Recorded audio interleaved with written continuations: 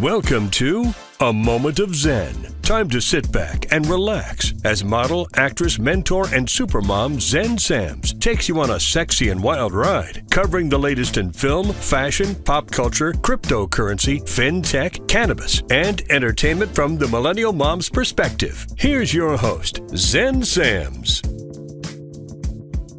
Hello, my beautiful tri-state area. Welcome to our 105th episode. That is right, 2 years on the air and going strong. It's always such a pleasure to spend my time with you.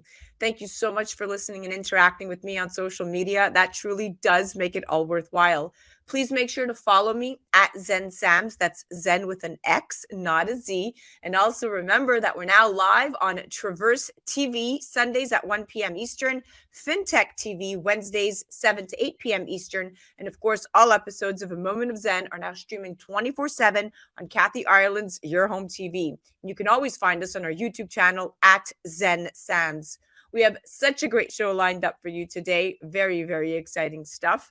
In our Culinary and Wine segment brought to you by Navé Travel, today we're featuring celebrity chef Jonathan Scinto, a flavor artist, TV show creator, and of course, he's been featured on the Food Network Chopped, MasterChef 6, that's just to name a few. He created and hosted the hit TV series Family Kitchen Revival, and it's been watched over 6 million viewers. Amazing stuff. He's going to join me today to chat food porn, pizza, and why watching food being prepared and handled is so fascinating. In our Hello Open Metaverse, brought to you by Animoca Brands, we're featuring Dr. Martha Boeckenfeld, listed as Top 100 Women of the Future, Metaverse Evangelista, and keynote speaker and dean and partner at Metaverse Academy. We're going to be chatting about how artificial intelligence is enabling and enhancing the metaverse and why you should be paying attention. In our Healthy Minutes segment brought to you by Metropolitan Lifestyles, we're chatting with Amy Kennedy, Education Director of the Kennedy Forum, and she's joined by Dr. Robert Melillo, one of the world's most sought after and respected experts in developmental functional neurology, brain imbalances, hemi-spheric integration, and the correction of most neurobehavioral disorders and learning disabilities. He's chatting today about the dramatic rise in Autism Spectrum Disorder. And of course, Amy Kennedy is going to weigh in on the issue as well. In our Disability Awareness segment, brought to you by OGPay.com, today we're featuring Michael Kutcher. That's right, Ashton Kutcher's twin brother. He's a keynote speaker, disability organ donation advocate, and one incredible soul. Today, he's here to chat disability awareness, cerebral palsy advocacy, and demystifying the stigmas. Now, stay tuned for our celebrity chef, Jonathan Scinto, flavor artist and content creator, chatting pizza and food porn. You're listening to A Moment of Zen right here on 710 WOR, the voice of New York, iHeart Radio. We'll be right back after this. A Moment of Zen is brought to you by Navé, a members-only travel portal exclusively available through Organo, offering members steep discounts on nightly or weekly hotel stays, cruises, auto rentals, excursions, and so much more. With its travel getaway portal, Navé makes the days of surfing multiple travel sites and spending hours evaluating the best deals done with. That's because with Navé, you are guaranteed the best prices. Plus, to gain access to an even more expansive collection of condos, hotels, cruises, vacation villas, fantasy getaways, and concierge service, there's Forever Weeks. Simply purchase a Navé Forever Weeks package one time and enjoy the benefits many times. With Forever Weeks, forever means forever. Not only does Navé guarantee you the best prices, but it is also one of the few travel portals that pays a referral bonus, in addition to you earning rewards points, which can be redeemed on the Travel Getaway portal for further discounted hotel room rates. Become a member today and navigate the world of travel. Navé, the world for you to experience. For more information, go to nave.travel. That's Navé, Nave.travel.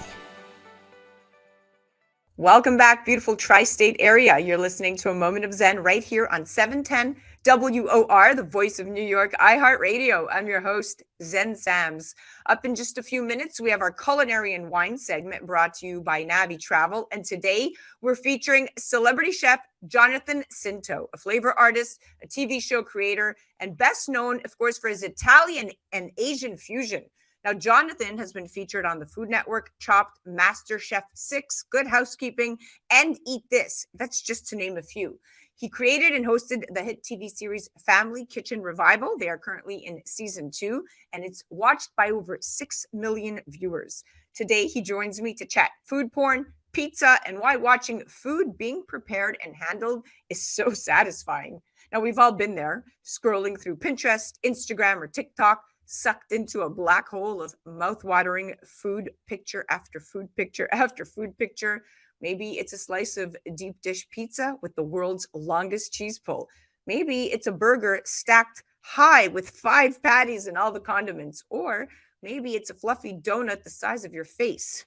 No matter your course or craving, all of the photos and videos you see on social media can be summed up in one millennial coined term: food porn. The word, or rather the hashtag food porn, was first popularized a few years ago. And according to Whatever Your Dose, it's defined as images that portray food in a very appetizing or aesthetically appealing way. Food porn makes our brains light up, say MIT researchers. The brain apparently loves to derive pleasure from food porn. So, what kind of food is the brain attracted to? Well, let the expert fill us in. Welcoming now to the show is the amazing celebrity chef, Jonathan Scinto. Welcome to the show, my friend. Thank you. Thank you for having me. My pleasure. Absolutely. Okay, let's dive right into this juicy topic. No pun intended. Sure. Right, exactly. Why are cooking shows just so darn popular? And in your experience, what kind of food do most people get satisfaction out of watching most? Well, it's important to know that, right? So why people love cooking so much and watching it on TV is really the old term, right? Sex sells, pretty much, right? So when you're watching something on TV, it's the image first, right? That's what catches your eye first. As we eat with our mouths, right? We actually eat with our eyes first, then our mouth. So that's what really sells very quickly. And then it's the sizzle that you hear on TV. It's the splatter. It's the energy, people running around. Yeah, you want to see someone fall on their face. That's just our nature, right? We want that drama. So, those are really important things to really note when you're watching TV shows. It's the food, what we're seeing, but we can't taste it, right? So if it's not visually appealing to us, it kind of falls off to the side a little bit. And your mind is, imagining it. I agree. Yeah. I'm imagining, filling a donut with custard, or, Right.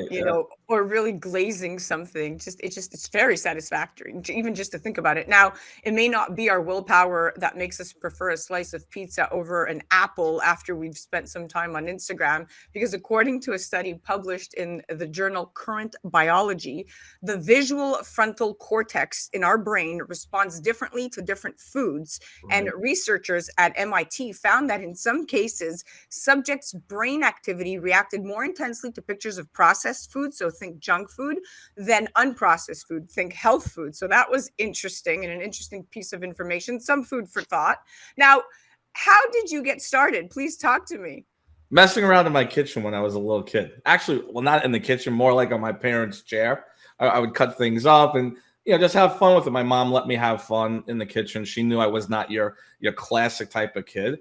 I'd throw stuff in a blender and make all these crazy concoctions, and the ceiling would be a mess and everything. It would be a nightmare. So as I got older, it stayed with me. It resonated with me, watching all these great cooking shows, as you brought up earlier.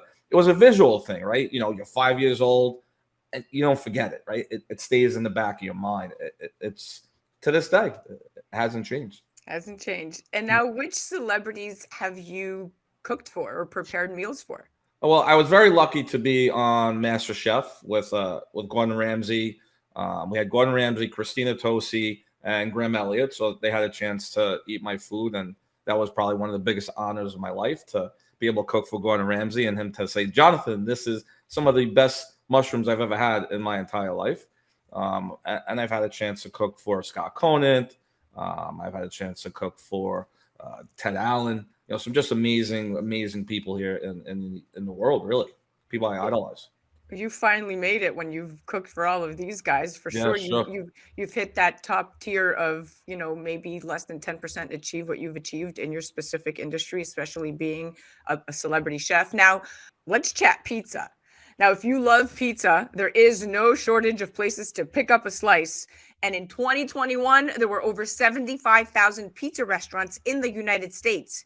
And while many people, including lots of chefs like yourself, head to their local pizza restaurant, chains are still a big draw.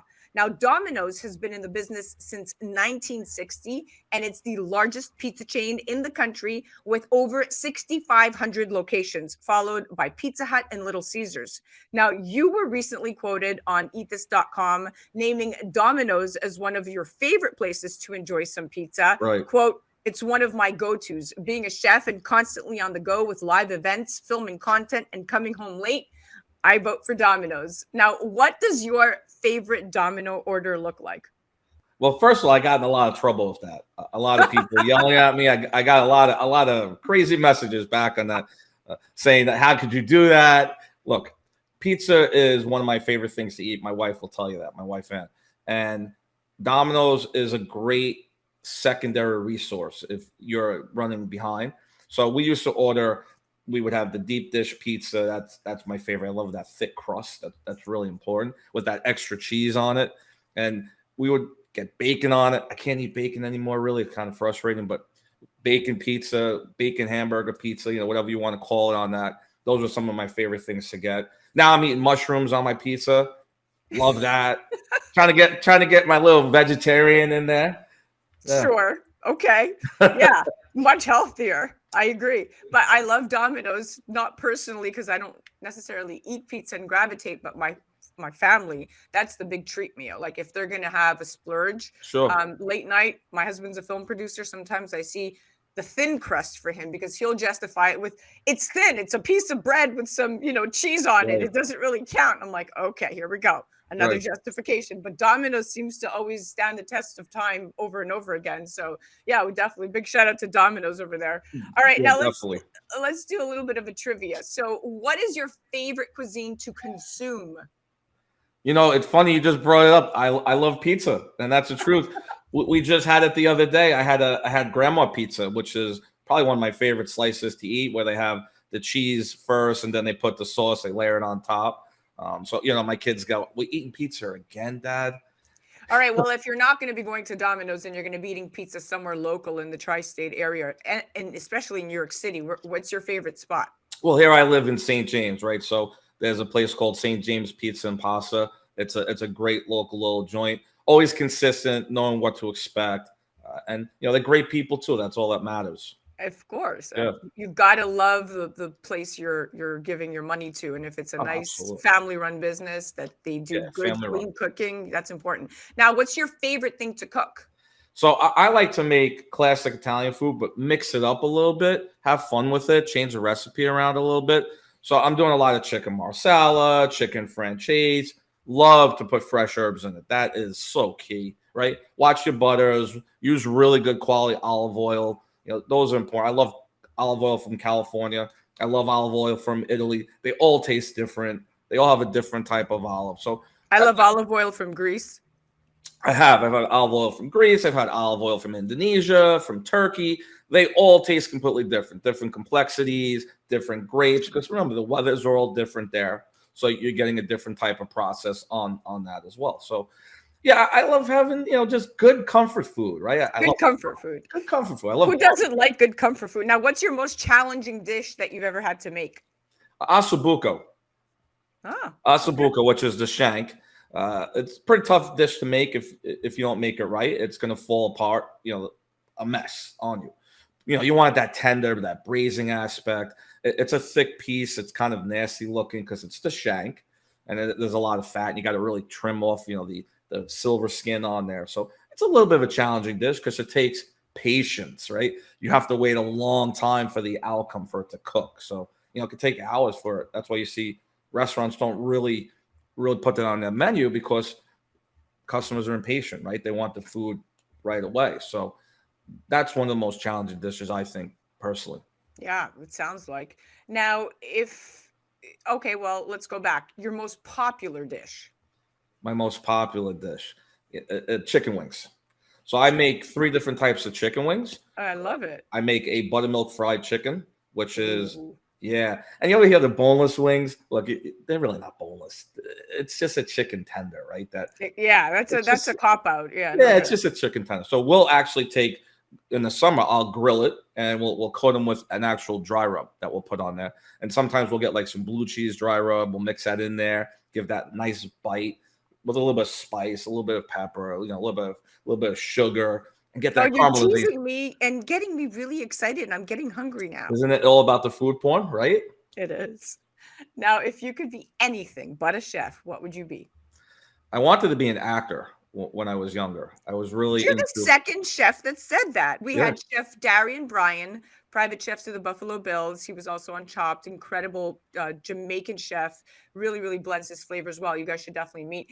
And he said the same thing. And at the end of the day, you guys are entertainers. True. Look, we have personalities. Everybody's different. But also the other thing I wanted to be, I was going to school to become an artist that was going to work on Disney animation. That was what I was going to be trained for as a Disney animator. But I just couldn't sit in front of a computer 17 hours a day.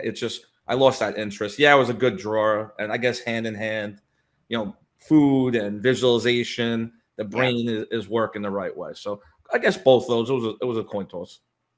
You're still in a very artistic field, my friend. I mean, the field you're in requires a lot of creativity. It requires a lot of personality. It requires, of course, what in your specific situation, being in front of the camera more often than not. So Sure. I think you've hit all those benchmarks and checked all those boxes.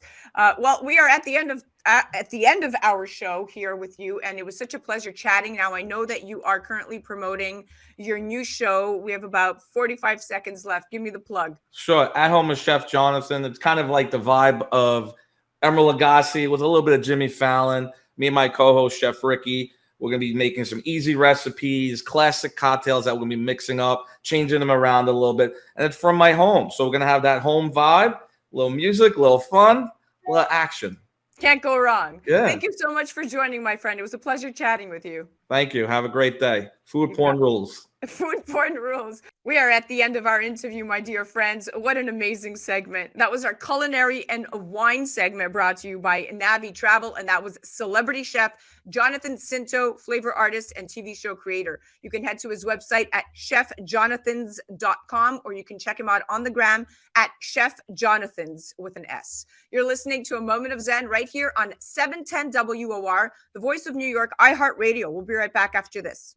A Moment of Zen is brought to you by Caldwell Soames Incorporated, investing globally in transformative businesses like Original Digital Corporation, or ODC. ODC develops advanced consumer and commercial fintech solutions such as OG Pay, which will transform the way you manage your money. From sending and receiving money globally for free, paying for goods and services in person and online, pay bills, buy and sell digital currencies, all while earning interest. OG Pay is easy to set up, FDIC insured, and your information is secured. Check out ogpay.com. Welcome back, beautiful tri-state area. You're listening to A Moment of Zen right here on 710 WOR, the voice of New York, iHeart Radio. I'm your host, Zen Sams. Coming up in our disability awareness segment brought to you by ogpay.com, today we're chatting with Michael Kutcher, keynote speaker, disability organ donation advocate, and that's right, Ashton Kutcher's twin brother. Having overcome unthinkable challenges against extraordinary odds, Michael has taken his message and advocacy to the White House, the National Institute of Health, the Center of Disease Control, and recently he testified in front of Congress on behalf of the Cerebral Palsy Foundation. He's the creator of the Diffability brand and has recently finished his memoir to be released in the upcoming year. Today, he's here to chat disability awareness, cerebral palsy advocacy, and demystifying the stigmas around disabilities. Welcoming now to the show is the amazing Michael Kutcher. Welcome, my friend. Hey, Zen, how are you? Thanks for having me on. Absolutely. I'm so excited to chat with you today. Now, I'm going to jump right in because I just want to get to know you here and tell the world who you are. So I read that at age 13, you were diagnosed with viral cardiomyopathy and your heart grew to be 4 times the size of a normal one. Yep. You were told you had 3 to 4 weeks to live. Shortly thereafter, to my understanding, you went into cardiac arrest and your life expectancy shortened to 48 hours. Then came a heart donor and saved your life. And now you've been blessed with not multiple second chances, but many, many second chances, and are using the opportunity today to instill in others the lessons you've learned from facing your own mortality, basically. Talk to me about what those lessons are. Yeah, I think that probably the biggest lesson, Zen, is the reality of how fragile life really is. That it can be taken from us at moment notice, and that we need to recognize that we need to live each day as if it were our last. And I often ask people, what would you do if you were told that you only had 3 or 4 weeks to live? It's a big question. I know that at the age of 13, what was in my mind, but I think that we really need to slow down sometimes. We need to take note of that, and we need to capitalize on that. What are the things that you would want to say to people? Where would you want to go? What things would you want to experience? And why are we waiting for that moment to be told that mortality is on our doorstep? Why aren't we doing those things now? Why aren't we living in the moment? So I think it kind of opened my eyes to that, for sure. I think as well, it also opened up my eyes to the need to give back to others, and the power of giving back. I often say that the only way to move forward is to give back. So those are a couple lessons that my experiences have kind of put into frame for me, that I like to share with others. It's interesting because when you talk about giving back, there's many ways we could give back. But when we talk about organ donation, there's over 100,000 people in the US that are waiting for an organ transplant. And unfortunately, many may never even get the call saying that a suitable donor organ and a second chance at life has been found. And it's estimated that every day in the US, 20 patients die because of the lack of donor organs. It could be extremely hard to think about what's going to happen to our bodies after we die, let alone donating our organs and tissue. What do you wish to tell people? I think that there's a lot of good conversation around that. I think there's a lot of, people have a right to ask questions. They have a right to understand what happens during the process. And I think that if we educate ourselves more on what that process looks like, we might be a little bit more suited to be able to make a better decision about being an organ donor. The one thing I will mention is I had my transplant when I was 13 years old. I'm 45. That's 31, 32 years that I've been given because of someone else's gift of life. Now, the things that I've been able to do are amazing. The people I've been able to inspire, the generosity that I've been able to give back. I have a family now. I have a 18-year-old son that wouldn't even know what life is had someone else not given me a second chance at life.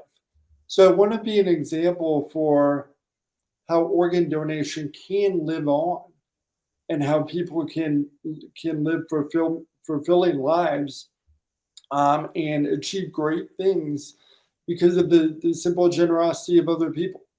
It's so beautiful and so touching. Talking about paying it forward in the highest, most impactful way. That would be it. Organ donation. And Well, I mean, I echo your sentiment with what you just said. thank you. And the thing is, we all look for ways to, I get a lot of messages that say, how can I be an advocate? How can I give back? You don't need to have a celebrity name. You don't need to have a platform or a podcast or write a book to give back. This is the one way that you can give back, that everyone can give back. There you go. You Now, just have to be willing. now I want to be mindful of the time so we can get as many questions in, because I want to just hear your wonderful stories. But it's true, anyone who has ever achieved something worthwhile has had challenges and setbacks, because of course, as we know, anything that's worth doing is going to be difficult, and overcoming adversity is such a necessary step on the road to greatness. And you're there, my friend. Now, you're a keynote speaker. You carry the Kutcher name. You're a fierce advocate for inclusion and demystifying the stigmas surrounding disabilities. What is the motivation behind your advocacy, and why is the Cerebral Palsy Foundation so important to you? I think the motivation behind my advocacy is that I have a voice. Well, we all have voices, but many years ago, when my brother Ashton Kutcher became more of a celebrity and a household name, there was a little bit of a spotlight that was put on me as well. And I thought to myself, well, if there's going to be a spotlight on me, if people are going to listen to my voice a little bit more clear, because I have a celebrity name or I have a platform now, then I'm going to do what I need to do to be able to get back and use that voice for good. And that's what I do is I try to get the message out. And I think that cerebral palsy is, I obviously would diagnose it at the age of 3 with cerebral palsy, and that's why it's so close to me. And the Cerebral Palsy Foundation is doing such great work towards advocacy, towards research and development, and it's a foundation that I've been a part of for many years. In fact, I just testified in front of Congress regarding funding for cerebral palsy. Of all of the disorders out there, if you can believe it or not, cerebral palsy has 0 federal funding towards research and development. Unbelievable. And I find that to be a problem. I find that to be personally. I would say so. Yeah, I mean, it makes me feel like I don't matter, right? As an individual with cerebral palsy. So I'm on a mission to change that. I think we can change that. We just need the community to stand up, lobby your legislators, write to them, message them, let them know that we have a problem and what the problem is, and that we want to solve it. We need federal funding. We need federal funding. I will help you in that fight, my friend. Now, for those of you listening, cerebral palsy is a group of disorders that affect a person's ability to move and maintain balance and posture. And it's the most common motor disability in childhood specifically. And cerebral means having to do with the brain, and palsy means weakness or problems with using the muscles. And about 1 in 345 children have been identified with CP, according to estimates from the CDC's Autism and Developmental Disabilities Monitoring Network. And over half, that's about 50 to 60% of children with cerebral palsy can in fact walk independently. So these are important statistics to keep in mind. Now, you, Michael, are Ashton Kutcher's twin. You ended up having this disability, and you have been advocating since. How are your efforts paving the way for the disability community, and what is the most important task at hand for you? Well, I think that how they're paving the way is, I think I'm just a voice, right? I think that I'm a voice for many, a lot that they actually don't have a voice. But as I mentioned, I think that everyone needs to pave the way. I think that the only way, I'm only one voice. But I think that if we all band together, especially in the cerebral palsy community, we can definitely achieve what we need to achieve. So I hope to reach people. I hope to give people hope, not only of what cerebral palsy can look like as you age and you become an adult, and the things that you can achieve. I also want to be able to give people hope in the organ donation space as well, in terms of my 32 years of longevity in life that I've been able to achieve as well. So those are kind of what I'm aiming for. I'm sorry, Zay, I forgot the second part of your question. Oh no, that was pretty much, how are your efforts paving the way for the community and the most important task at hand, but you answered both of them so eloquently. So we'll move on to the next question. Now, of course, at the end of the day, it all begins with advocacy and the message that you want to deliver to America. So let's talk about that message. Yeah. You want to get America on board with helping pass legislation to add cerebral palsy to funding on a government level now, but in hopes of demystifying the stigmas surrounding disabilities and families challenged with 24/7 caregiving. What do you want to say to that? Yeah, so in terms of the funding, there's over 1 million people in the US, 17 million worldwide. They're diagnosed with cerebral palsy. I think you give a great stat. One in 348 children are diagnosed with cerebral palsy. And once again, we have zero federal funding towards research and development. And if we had research and development and funding for it, maybe we could decrease the severities, right? Maybe there's people with higher severities they could have less or more mobility, much like myself. Maybe someday we could find a cure.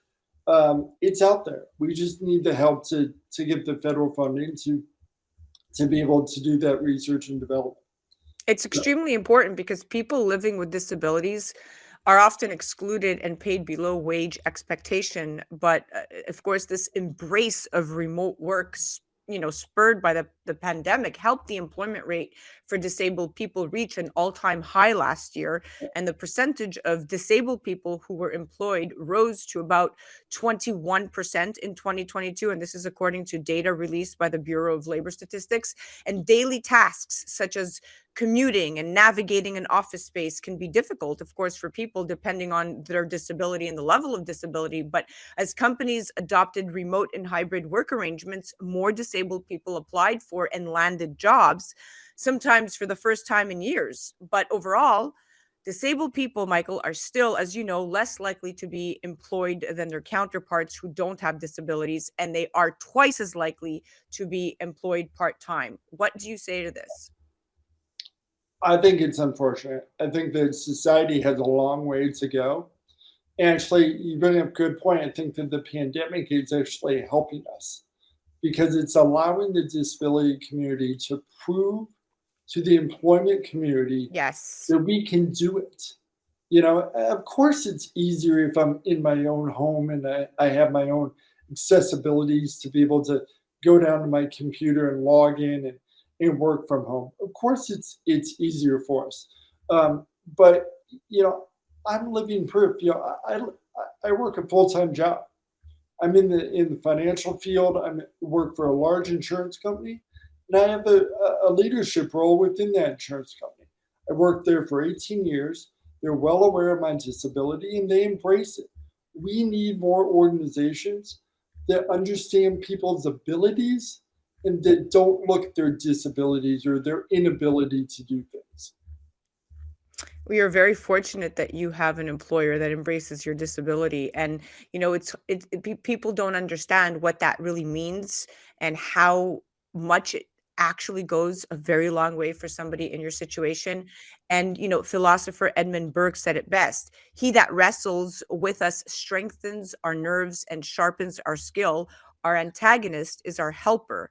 Life is the worthy opponent. The antagonist, we all need to grow. And when you have the right tools to overcome adversity, you embrace the situation as a helper rather than letting it stop you from achieving your goals and reaching your dreams. And that's exactly what you've done. You are living proof of this. You have paved the way for yourself, for the community. You have taken your name and have really done so many amazing things with educating the community, with carrying the organ donations community, in making it a very, very valid point to be able to pay it forward in that capacity, no matter how hard of a concept it is for people that are living to digest. But you've done such a good job at using yourself as an example. So number one, I want to thank you for coming on and sharing your story, for being so transparent, and for being just a trailblazer in your community.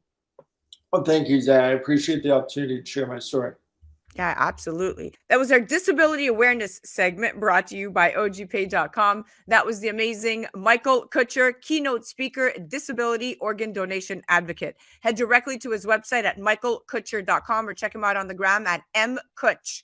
You're listening to A Moment of Zen right here on 710 WOR, the voice of New York, iHeart Radio. We'll be right back after this.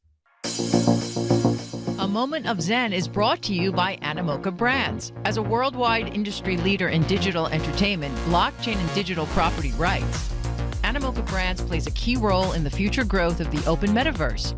During unstable times like these in burgeoning industries similar to blockchain, it's important to realize that blockchain can and will survive and eventually flourish, and industry-leading companies like Animoca Brands will guide the transformation into the future. Animoca Brands will keep building a better and fairer Web3 ecosystem, create impact for better, and bring true digital property rights to all internet users through NFTs and the open metaverse. For more information and to become part of the excitement, go to animocabrands.com. That's animocabrands.com.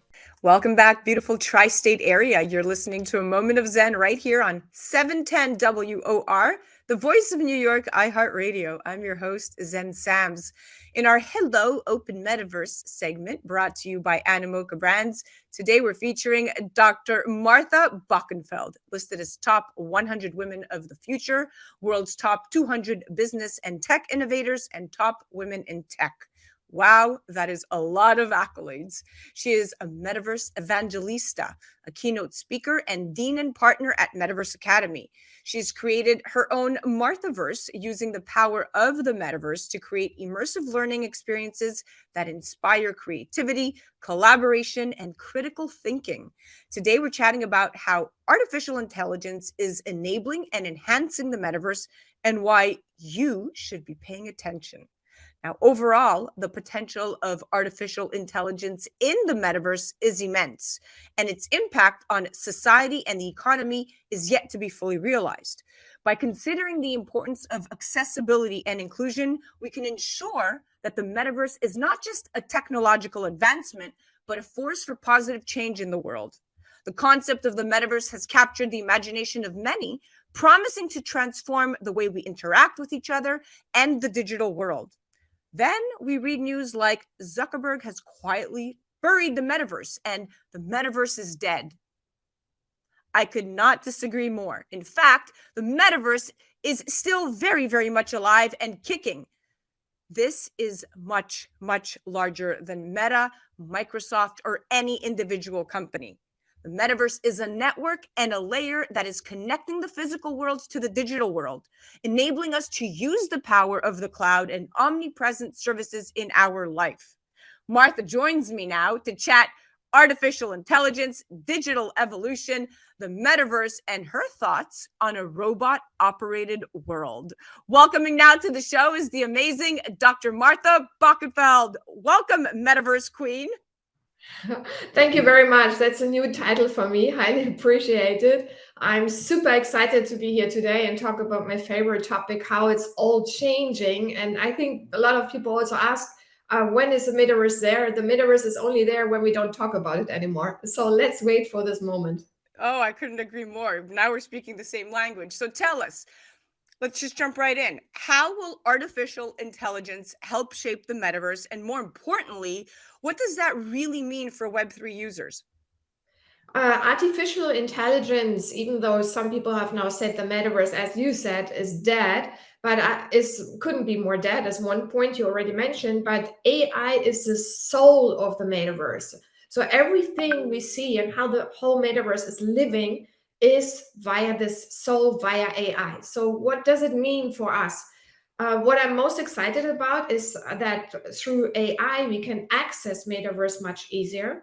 So there's more inclusiveness. You have, for example, people with disability. So we can build bridges with AI to get better access. We can create avatars. We can create immersive worlds. And now also with ChatGPT, you can even say, I want to have this kind of virtual world for me. And it has been started to create these beautiful metaverses on some platforms already.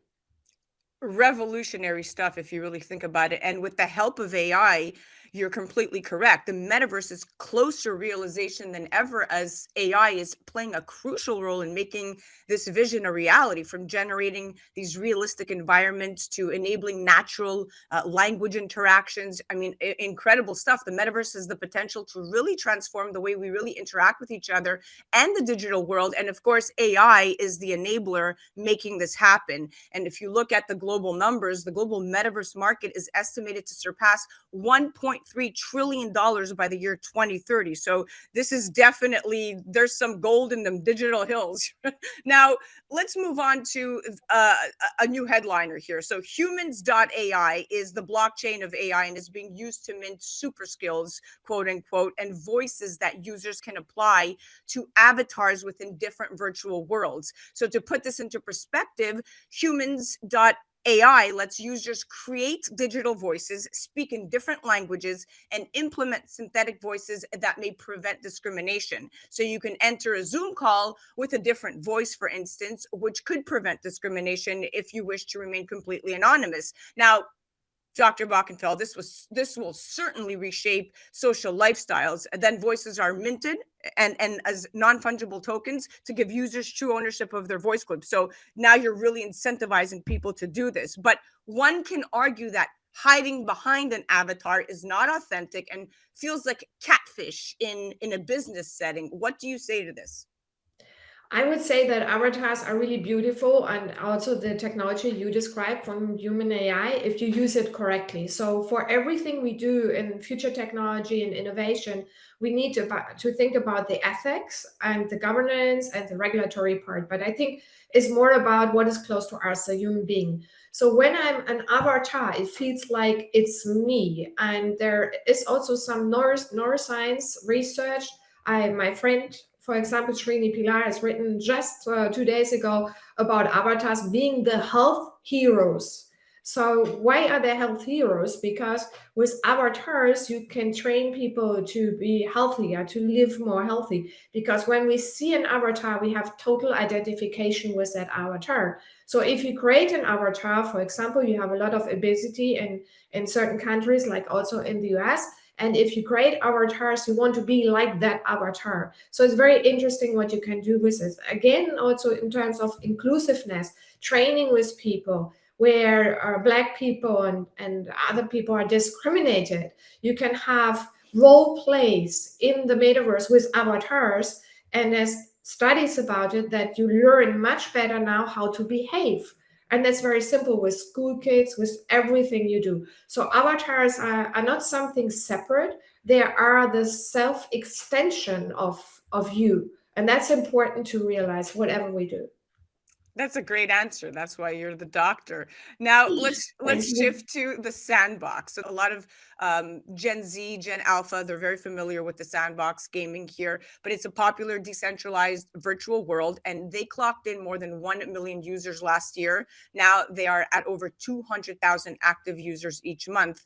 And in the sandbox, users can connect with their digital identity, make friends, and even have real emotions through these experiences. So it doesn't matter where users are from or how old they are. The sandbox, in effect, is a global digital nation. Now, with this in mind, the platform has the potential to reshape social lifestyles now, especially over that demographic. Now, 3 billion people are digitally native. So the way to interact, to your point, is now with avatars in social worlds and across social media platforms. So it feels like we should be jumping into some level of investments surrounding that space. I mean, if you're looking at it from a business perspective, and you seem to have your eyes and ears, on the street in the metaverse, what kind of business opportunities have you come across in the metaverse that have stood out, and what catalysts are needed for Web3 and the metaverse to become more mainstream? And so maybe I turn to the second question, because one of the catalysts is certainly digital identity and digital wallets. So we see a lot of different digital wallets coming up. When we talk about digital wallets, you have to think about, you have an Apple phone and you also have an Apple wallet. In that wallet, you have already plane tickets and whatever. So think about it that you can also have digital assets in your wallet. So you mentioned non-fungible tokens. You have your whole digital identity in your wallet, your whole state. How annoying is it if you are traveling? So the more people are having a higher adoption to digital wallets, more trust, I would also say, in AI, that will certainly drive the whole Web3 area. So that comes to the second question. The first question, less about the investment, but what I would really look at, and this is always depending on the use cases, is when you are like me or you or anyone, you need to get into the new technology because it's the future of the internet, the entire metaverse and Web3. So if you think about it, at the time when we had the internet, also we didn't jump on it. That was fine. You don't have to be early mover. But what we see here with the trillions of economy being created outside from Meta. So for example, with NVIDIA, with the Omniverse, they do a digital twin for Siemens, for BMW. So very, very big things. You have mentioned Sandbox, where you can really change social behavior, where also Animoca invested there because they are great in game playing. So the Sandbox is not by itself one land. It's really a rounded partnership with over hundreds of partners, similar Yes. to other metaverses we see. So partnership, collaboration is very important, and you have to always think about yourself. So for my company, for myself, what is the use case? And then you can choose the right environment. So it could be blockchain based, it could be at the beginning non-blockchain based. There are very different options, and you have to lean to experts to help you. But I think most important, do it very simple. Try to go to events. That's what we also do a lot, and have a VR experience. Because once you have that, you feel like, wow, this is absolutely real.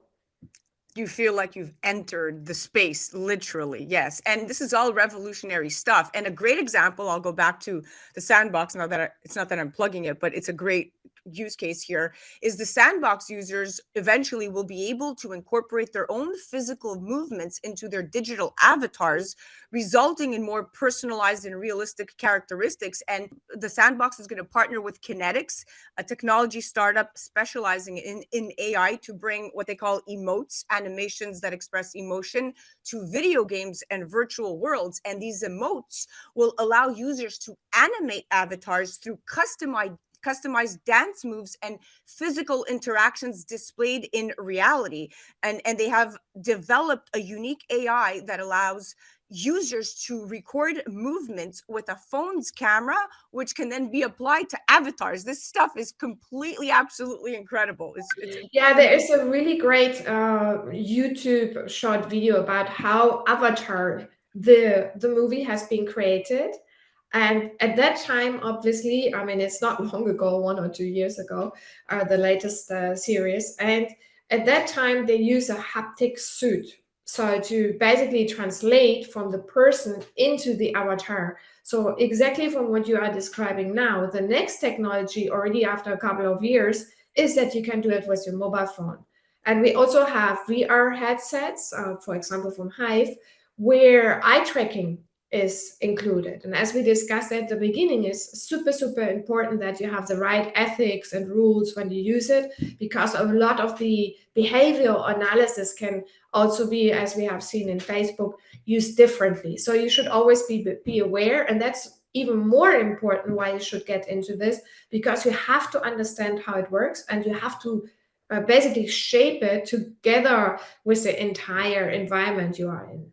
So true, so true. Wise words, wise words. Well, we are out of time. Thank you so much for coming on. You are so inspirational and definitely filled with great advice. Thank you.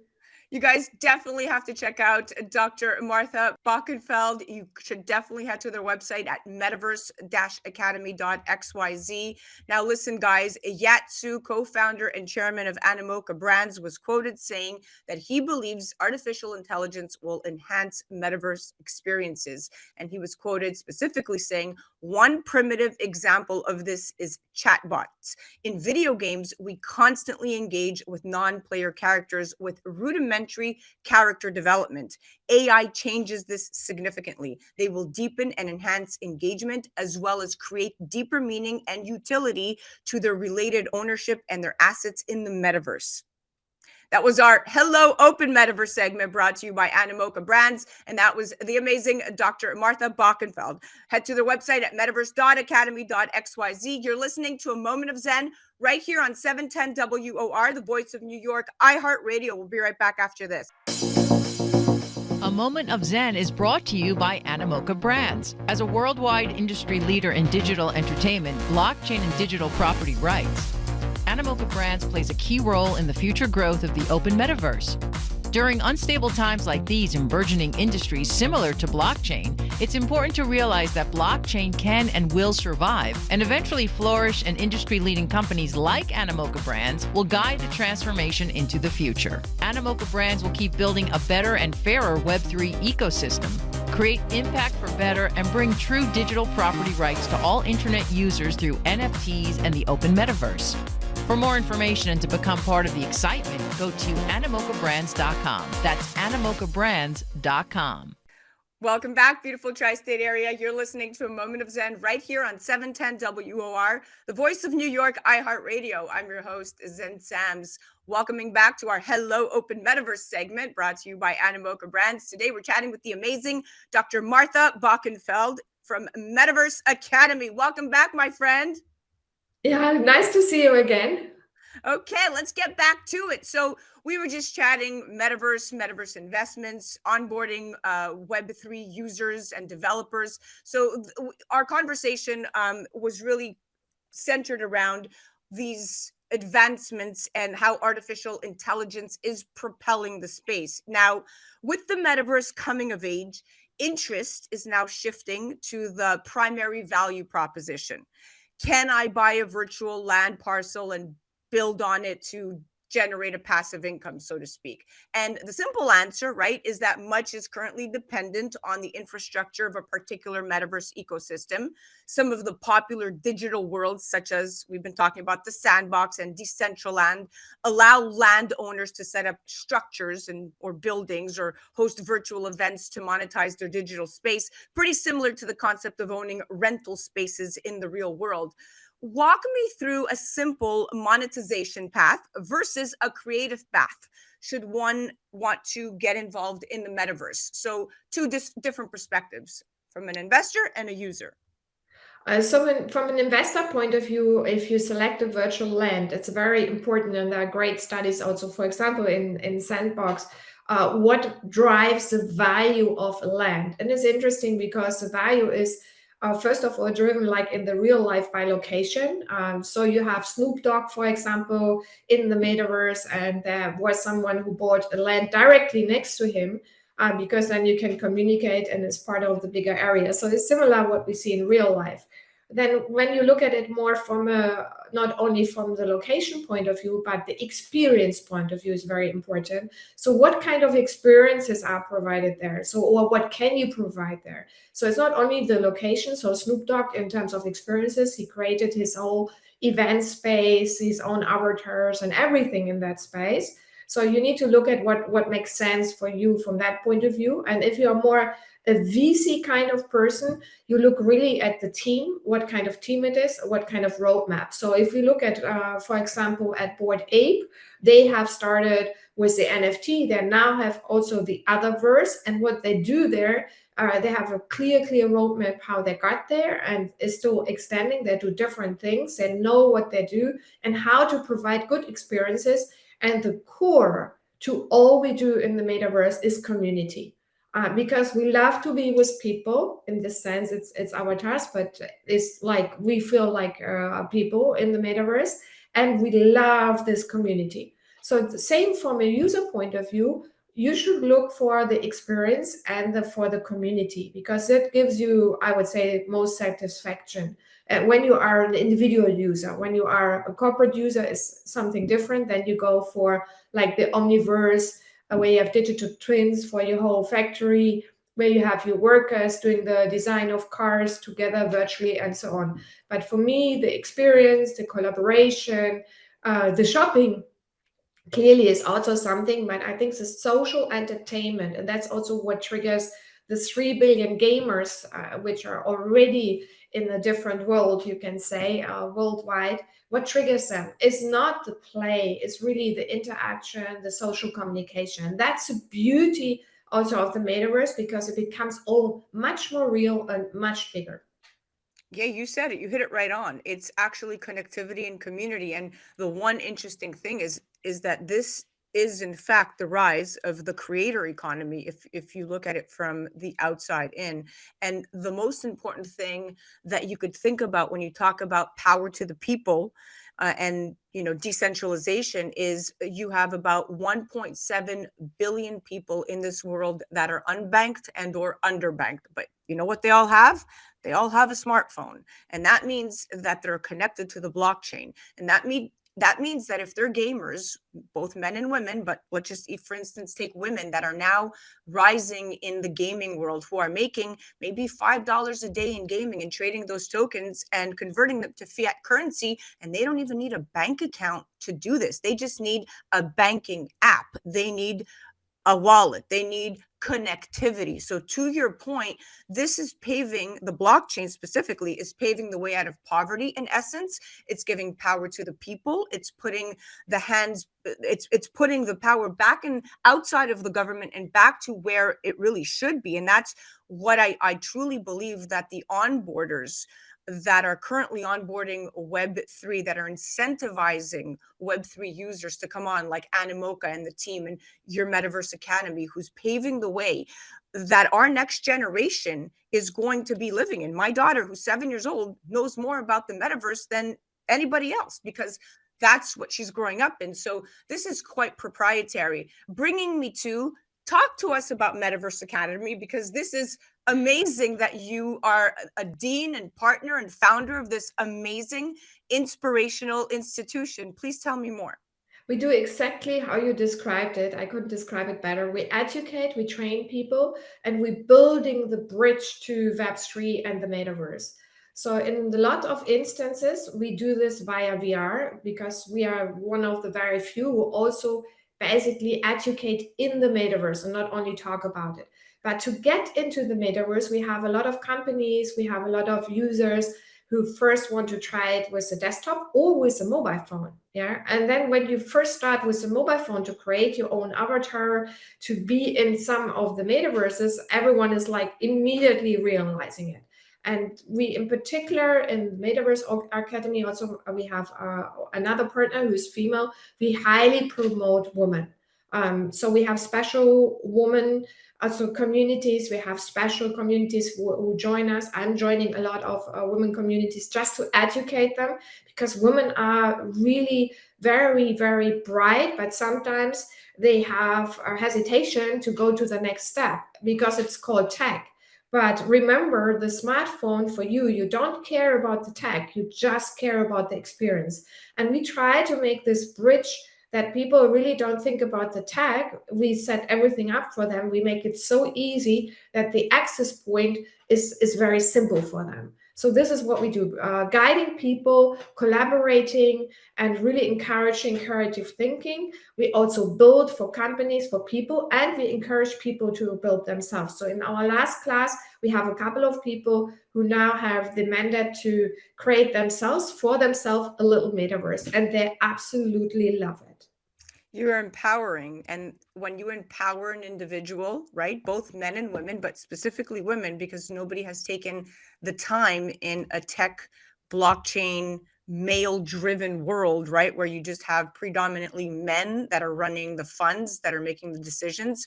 Women are completely underfunded in the space. In fact, the statistics are staggering. That's a different show. But the fact that you have female inclusion in mind in your projects is very, very important, because if we don't pave the way for women, then this will just become a reiteration of Web 2 with respect to the gender gap. And we can't keep that gender gap. We've got to bridge it. And it starts with women like yourself. Yeah, it's very, very important that we have this role models. And that was also one of the reasons why I created my own Metaverse just a couple of weeks ago. And it was, I basically launched it on the International Women's Day. and it was a huge success, surprising a bit to me, but I had also a lot of super cool speakers from the entire world. I had meditation in the metaverse, health in the metaverse, so also different features, which are not like the obvious one. It wasn't about selling. It was really about educating, learning, and it was really wonderful because people would have had never been in the metaverse, plus people who are very, very experienced were all there together enjoying. We even had a after event party, you can say. So it was really great fun. And it was, for me, it was very nice to see that there are so many people getting access to something and better understanding how this all works. So the Metaverse is very easily accessible via desktop, via mobile, and via VR. And that was important for me for my creation. You are a trailblazer, Martha. You are a trailblazer. Well, we are officially out of time. Thank you so much for an inspiring interview, for paving the way for both men and women, and really being all about edutainment and inclusion. And this is just fantastic stuff that you're doing at Metaverse Academy. Thank you for coming on. Thank you, Sam, for having me. Absolutely. Guys, that was our Hello Open Metaverse segment brought to you by Animoca Brands. And that was the amazing, the incredible trailblazer, Dr. Martha Boeckenfeld. Definitely head to their website at metaverse-academy.xyz. You're listening to A Moment of Zen right here on 710 WOR, the voice of New York, iHeart Radio. We'll be right back after this. Hi, this is Kathy Ireland here on A Moment of Zen, brought to you by Your Home TV. We've developed an all-inclusive subscription-free network that you're going to love, whether it's financial freedom, fashion, beauty, health and wellness, wonderful weddings, travel and culture, cooking, entertainment, and short-form documentaries, programming for everyone. Classic films and new shows, including Kathy Ireland Presents American Dreams. We've developed this network just for you. Please check out yourhometv.com. Welcome back, beautiful tri-state area. You're listening to A Moment of Zen right here on 710 WOR, the voice of New York, iHeart Radio. I'm your host, Zen Sams. Coming up in our Healthy Minutes segment brought to you by Metropolitan Lifestyles, we're chatting with Amy Kennedy, Education Director of the Kennedy Forum, proud mom, wife to Patrick Kennedy, and a true trailblazer in her field. Today, she's joined by the amazing Dr. Robert Melillo, one of the world's most sought after and respected experts in developmental functional neurology, brain imbalances, hemi-spheric integration, and the correction of most neurobehavioral disorders and learning disabilities. He's a prolific author and brain researcher with 5 best-selling books, including his best-known Disconnected Kids, which has been translated into 10 languages. Today, we're chatting about the dramatic rise in autism spectrum disorder in children, as new CDC data revealed an increase in the prevalence of autism across the U.S. The report shows in 2020, 1 out of every 36 children in America was diagnosed with autism. Autism is defined by the CDC as a developmental disability that can cause significant social, communication, and behavioral challenges. In recent years, there has been a major effort to improve screening, awareness, and access to services in historically underserved communities. That means that more Black, Hispanic, and Asian children are now being diagnosed. Here to chat why autism is on the rise and the importance of proper screening and early diagnosis are my experts at hand, Dr. Robert Melillo, and Education Director of the Kennedy Forum. Amy Kennedy, welcome to the show, my friends. Thank you for having us. Great to be with you. Autism rates in the U.S. are skyrocketing, but especially in California. And according to the ADDM network, the Autism and Developmental Disabilities Monitoring Network, currently the median age of the first diagnosis across most states for 8-year-olds was a bit over 4 years old. Just in California, the age was 3 years old, which means children in this state are getting diagnosed quicker. Why is this the case? And are autism rates skyrocketing because we are now screening more, or is there a medical reason behind these increased rates?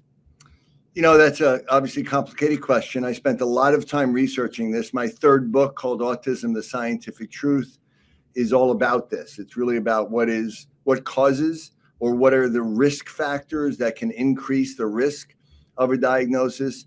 And so in that book, I researched it for a long time, spoke to a number of epidemiologists, especially in California.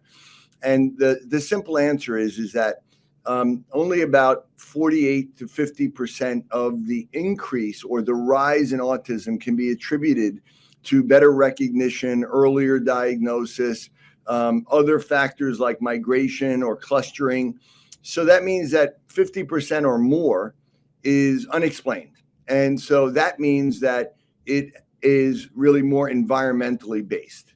We know that primarily it's being driven by environmental factors, lifestyle factors that are affecting a rise in other areas like diabetes or obesity or other types of lifestyle-based illnesses. So we know that, that you don't have such a thing as a genetic epidemic. And the other thing is that the vast majority of parents with children with autism are not diagnosed with autism, even though some of them may have a trait.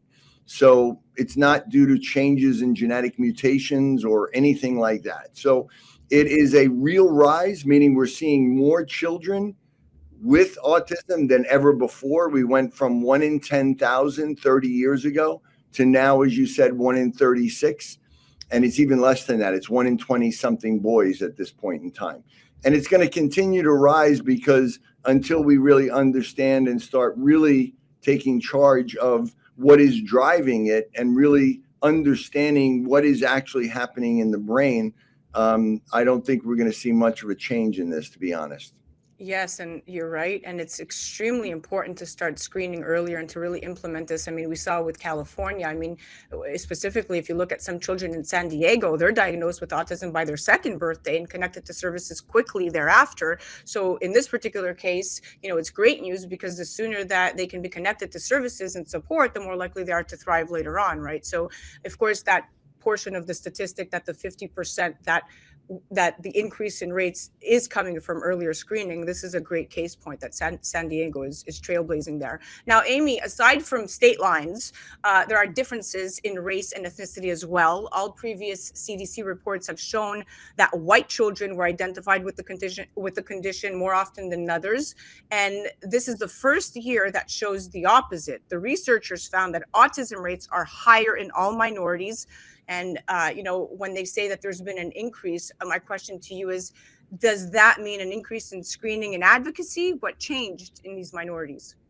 Yeah, and I think it's not just in minorities. I think it's also in girls. We saw that there was an increase there as well, because we've been able to, I think, reduce some of the, not just stigma around it, but the misconceptions about what it might look like and how the symptoms might differ based on gender or ethnicity. So people are able to identify sooner and, as you said, get that treatment as soon as possible, which makes for better outcomes. But I think that the early screening that Dr. Melillo talked about is going to be a key to figuring out how we can make a difference in the treatment and identify some of those causes that we have not been able to do at this point.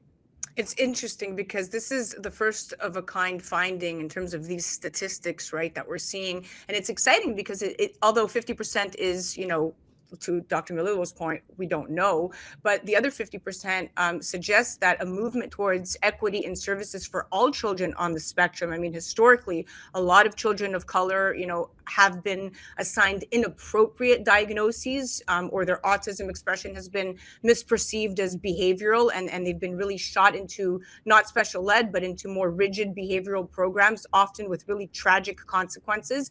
And this is a relief because it represents the idea that some of these children who were lost in these systems may actually be finding their way home. So it's promising in many respects. Now, Dr. Melillo, you created Brain Balance Achievement Centers back in 2006.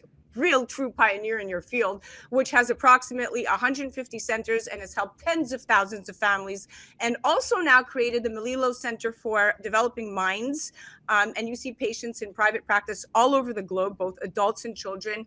Are we any closer to finding what causes autism spectrum disorder? You are the expert here. Yeah, I'd like to think that because I've been doing a ton of research in this area. We just published 5 papers over the last 6 months. And we just completed a 4-year randomized age match controlled double blind study looking at the relationship between something called retained primitive reflexes and autism. And we've done advanced brain imaging before and after, and also neuropsych testing. And what we're looking for is, for me, it's always been about what is autism? What is actually happening in the brain? And quite honestly, there are very few people in the world that really are looking at and understanding it. And with the mindset of what do we do about it? How do we change that core issue? And that's been my work. And, I opened, like you said, Brain Balance 2006, but I've been working on that for more than 15, 20 years before.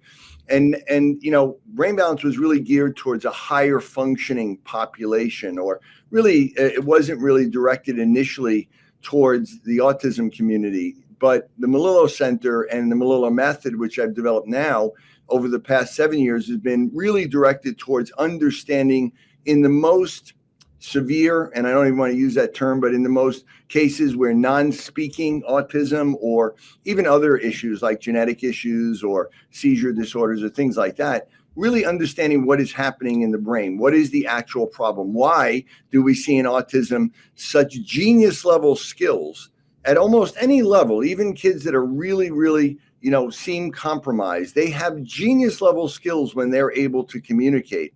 And yet they're so deficient in some things. And there's this wide variety, which is the whole spectrum that we see.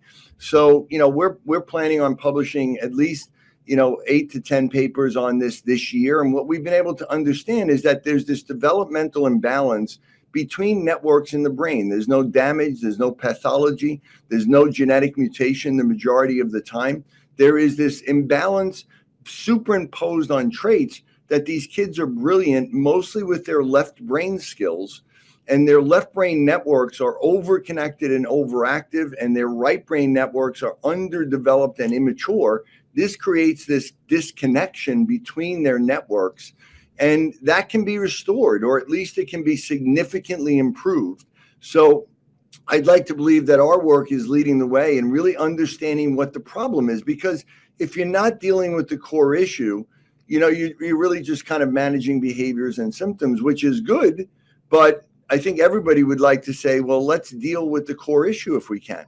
Fascinating. Wow. That was brilliant. I love that answer. Great. That was a segment in of itself. Amy, the CDC officials also pointed out the impact of the pandemic, right? So although what he said was so poignant and spot on, I'm going to just shift a little bit here. And they pointed out the impact of the pandemic, pointing out that up until March of 2020, there was very good progress in early identification, early detection of autism in younger children. And of course, after March of 2020, they saw a dramatic drop off. And they're worried now about long-lasting effects. What are those effects that they're worried about? You see this firsthand as a parent, as an educator at the Kennedy Forum. And why is early detection so important? It's really important to be able to get people the supports they need early. 50% of children with severe symptoms are not using any behavioral interventions. There's still a lack of early diagnosis and appropriate treatment. And it's very isolating, not only for the individual, but for their whole family. So being able to get those interventions, get support for the caregivers is really going to significantly change the whole family's life.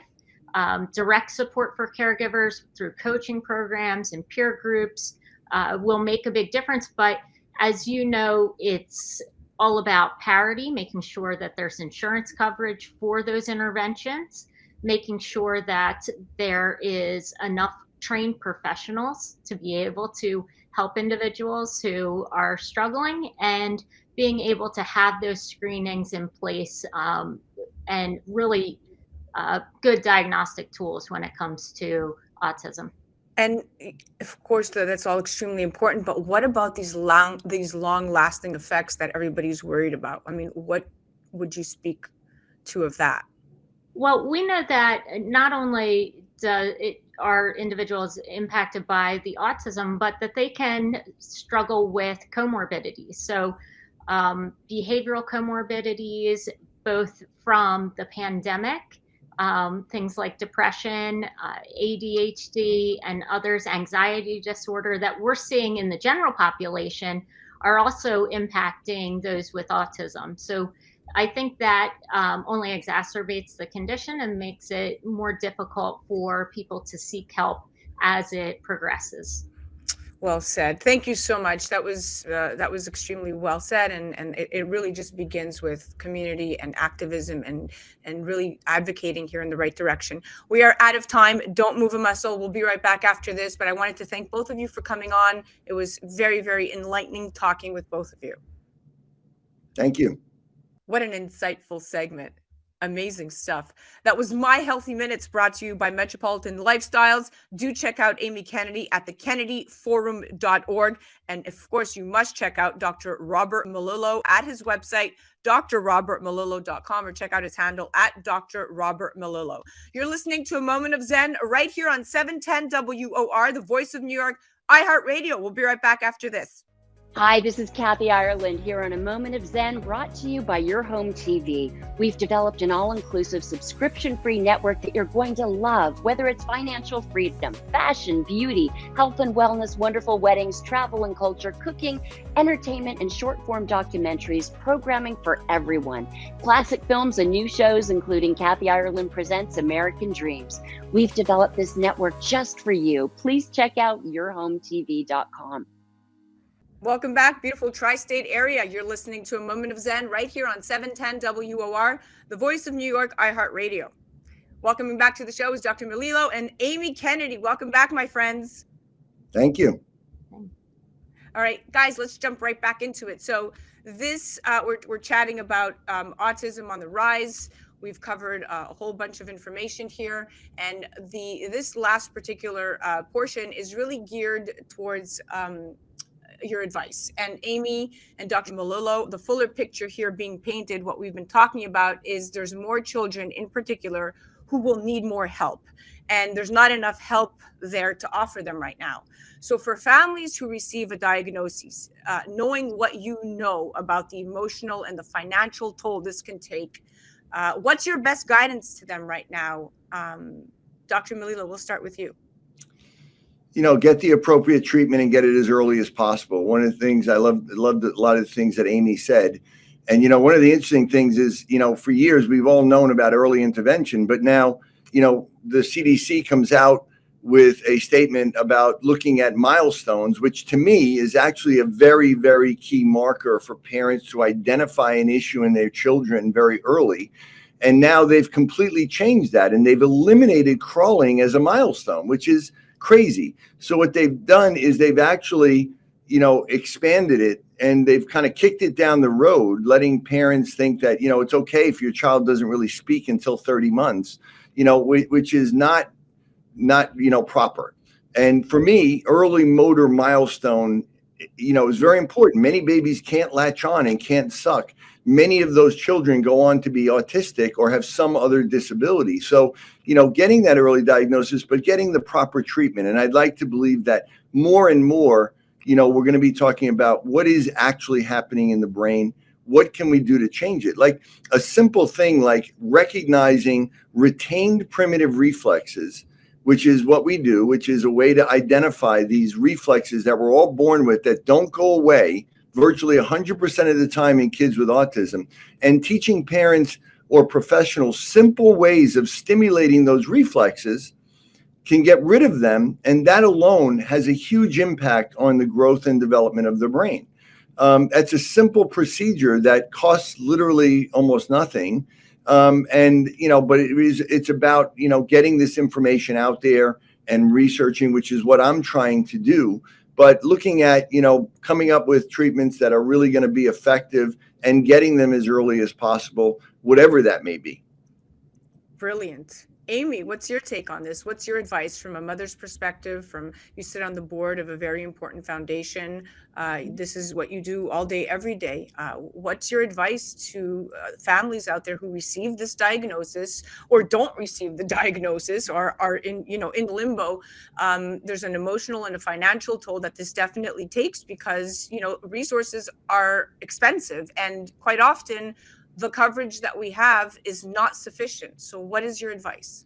That's right. I think to that point, it's making sure that we're front loading all of these interventions, before age 6. We're doing as much as we can because it will pay long term in the way that the child develops. So being able to incentivize that in our policies nationwide, continuing to bring awareness about this will be key, but also building out community supports. I mentioned earlier that, this can be very isolating for families, and looking for ways that the community can support the whole family and make sure that caregivers are having what they need, because this can be very time consuming and make it difficult for them to be part of all of the activities that are offered. So looking for ways that we can encourage different locations to be sensitive to those with autism that may have different sensory needs, and how we can build out a supportive environment regardless of where they go. But I would always encourage people to look at what policies they can speak up and influence in their own community, in their state, and of course federally, to continue to fund both the research and the reimbursements.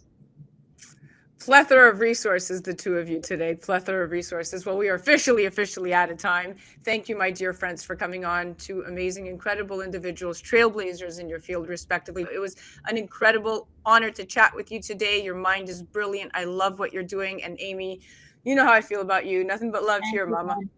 Thank you. Thank you, Zen.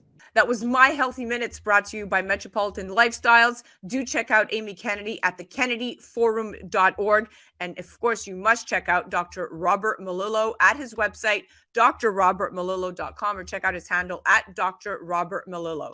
You're listening to A Moment of Zen right here on 710 WOR, the voice of New York, iHeart Radio. We'll be right back after this. A Moment of Zen is brought to you by Navé, a members-only travel portal exclusively available through Organo, offering members steep discounts on nightly or weekly hotel stays, cruises, auto rentals, excursions, and so much more. With its travel getaway portal, Navé makes the days of surfing multiple travel sites and spending hours evaluating the best deals done with. That's because with Navé, you are guaranteed the best prices. Plus, to gain access to an even more expansive collection of condos, hotels, cruises, vacation villas, fantasy getaways, and concierge service, there's Forever Weeks. Simply purchase a Navé Forever Weeks package one time and enjoy the benefits many times. With Forever Weeks, forever means forever. Not only does Navé guarantee you the best prices, but it is also one of the few travel portals that pays a referral bonus, in addition to you earning rewards points, which can be redeemed on the Travel Getaway portal for further discounted hotel room rates. Become a member today and navigate the world of travel. Navé, the world for you to experience. For more information, go to nave.travel. That's Navé, Nave.travel. Well, that's a wrap, my dear friends. Remember to join me right here on 710 WOR, the voice of New York, every Saturday night from 9 to 10 p.m. Or you can go to 710WOR.iHeart.com/A Moment of Zen. Also remember that we're now live on Traverse TV Sundays at 1 p.m. Eastern. We're on YouTube Sundays at 2 p.m. Eastern. Of course, all episodes of A Moment of Zen are now available on our dear friend Kathy Ireland's platform, Your Home TV, and it streams 24/7, free programming. You could head to mox.yourhometv.com. Thank you for listening to A Moment of Zen. It's been an absolute pleasure being your host. Thanks again to all of our sponsors that continue to make this show possible. And remember that happiness is the only thing that multiplies when you share it.